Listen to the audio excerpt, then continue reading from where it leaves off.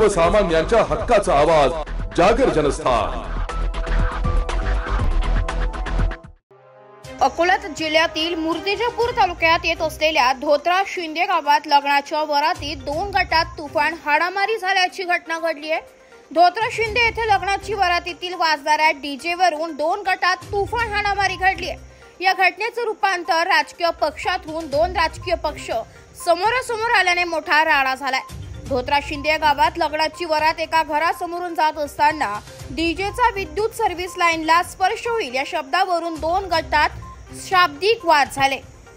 या वादाचे रूपांतर काही क्षणातच हाणामारीत होऊन चक्क लग्नाच्या वरातीवरच दगडफेक करण्यात आल्याचं प्रत्यक्षदर्शींनी माध्यमांसमोर बोलताना सांगितलंय। तर हा वाद रात्री उशिरापर्यंत मूर्तिजापूर ग्रामीण पोलीस स्टेशनला पोहोचला व या ठिकाणी 2 राजकीय गट म्हणजेच भारतीय जनता पार्टी विरुद्ध शिवसेना उभाटा गट आमने सामने आल्याने नवा वाद सुरू झालाय। या घटनेत 4 ते 5 लग्नाच्या वरातीतील वराडी गंभीर जखमी असून त्यांना मूर्तिजापूर येथील श्रीमती लक्ष्मीबाई देशमुख उपजिल्हा सामान्य रुग्णालय उपचारार्थ दाखल करण्यात आले होते, परंतु त्यांची प्रकृती चिंताजनक असल्याने त्यांना पुढील उपचाराकरिता अकोला येथील जिल्हा सामान्य रुग्णालयात हलवण्यात आले।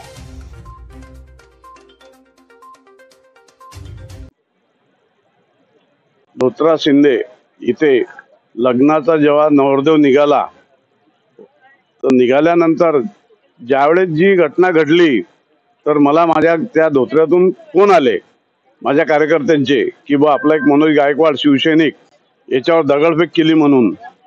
तर मी जेव्हा शहानिशा केली तर त्याला एवढं बेदम मारलं या लोकांनी, ते नंदू ढोकणे त्यांच्या घरासमोर आणि बाकी इतर जे काही लोक होते 10-20 लोक यांनी खूप मारलं आणि त्यांच्या पुतण्याला पण मारलं।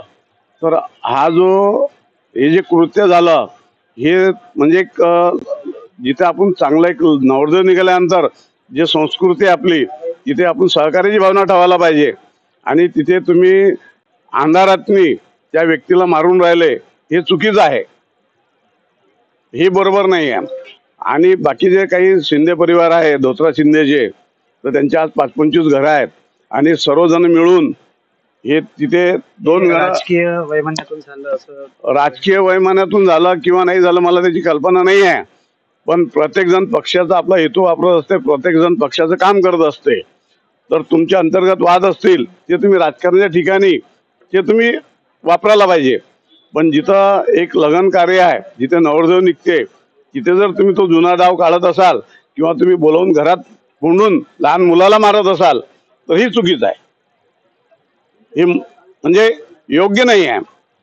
आज कसं आहे की शेवटी आपण हिंदू बांधव आहे आणि आपणच जर असं आपसातने जर भांडू तर ही कामाची गोष्ट नाही। आज त्या पेशंटची परिस्थिती एवढी गंभीर आहे की त्याला अकोला रेफर केलेला आहे। तेच जर समजा वीट एक चुकून डोक्यावर लागली असती तर त्याचा जागेवर मृत्यू झाला असता। आज इथला जो व्हिडिओ आहे इथे जे तुम्ही बघितलं सर्व मीडियावाल्यांनी ही तुम्ही प्रॅक्टिकल मध्ये पाहिलेलं आहे खरं काय आहे तर असा जर अन्याय होत असेल तर असा अन्याय आम्ही सहन करणार नाही। आमच्या घराशेजारी लग्न होतं, नवरदेवाची वरात समजा मिरवणूक चालू होती, माझ्या पुतण्यावर डीजेवर होता, वायर तर डीजे लागेल म्हणून थोडासा त्याने वर धरला तर नंदू ढोकण्याने त्याला डायरेक्ट उचललं, घरात नेऊन भरपूर मारठोक केली, त्याच्या डोक्यात बुक्क्या मारल्या, त्याच्या छातीत पोटात बुक्क्या मारल्या सगळ्यांनी मिळून। नंतर माझे छोटे दीर गोपाल गायकवाड आवरायला गेले तर त्यांना बुक्क्या मारल्या, त्यांच्या पाठीत दगडफेक झाली, म्हणजे भरपूर मारलं त्यांना पण। मग त्यांना कसं तरी घरी आवरून घेऊन आले सगळेजण। नंतर माझा नवरा गेला तर 20-25 जणांनी एकट्यावर वार केले। कशाने वार केले? त्यांनी दगडफेक केली, काड्यांनी वार केले। आम्ही आवरायला गेलो तर त्यांच्या घरातल्या सगळ्या बाया आल्या, कविता ढोकणे वगैरे त्यांच्या घरातल्या, मुकेश शिंदे त्यांच्या घरातल्या सगळ्या बाया आल्या आणि आमच्यावरती पण त्यांनी काडी मार असं दगडफेक असा हल्ला केला। काय नाव? माझं नाव पृथ्वीराज संतोष गायकवाड। काय झाले?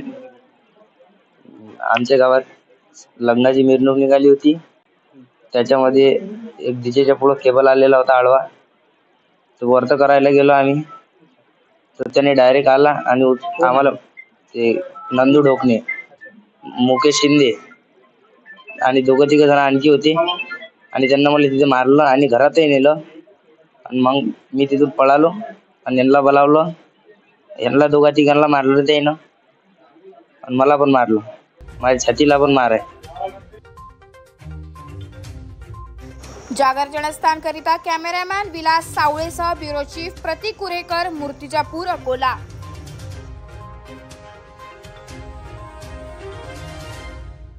नाशिककरांना सूचित करण्यात येत आहे की 2025-26 या वित्तीय वर्षाचे मालमत्ता कराचे देयके मनपाच्या संकेतस्थळावर उपलब्ध करून देण्यात आलेली आहेत. त्यानुसार मालमत्ता कराची एक रकमी आगाऊ भरणा व ऑनलाईन भरणा केल्यास विशेष सवलत देण्यात येणार आहे. चालू वित्तीय वर्षाचा मालमत्ता कर एक रकमी भरल्यास एप्रिल महिन्यात 8% सूट, मे महिन्यात 6% सूट, जून महिन्यात 3% सूट मिळेल. तसेच ऑनलाईन पेमेंट करणाऱ्यांसाठी 5% किंवा 3,000ची सूट मिळेल. नाशिक महानगरपालिकेच्या कर आकारणी विभागाद्वारे जनहितार्थ प्रसारित.